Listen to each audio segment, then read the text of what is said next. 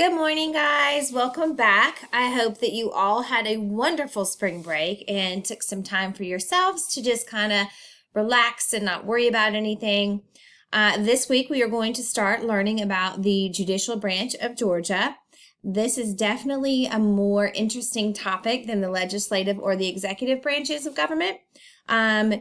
You will hear about civil and criminal cases. A civil case is basically when a civilian sues someone for a personal damages.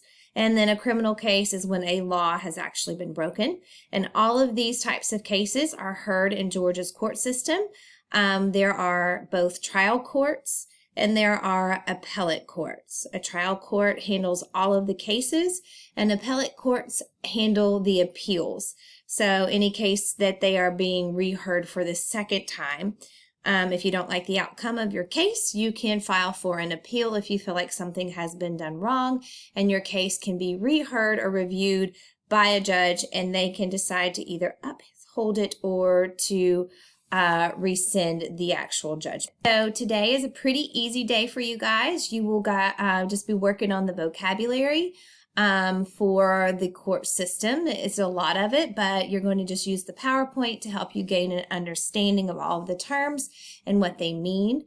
And then I have not graded any of your Build to a Law projects. I actually really did take a break this past week because digital learning is actually more difficult than one might think.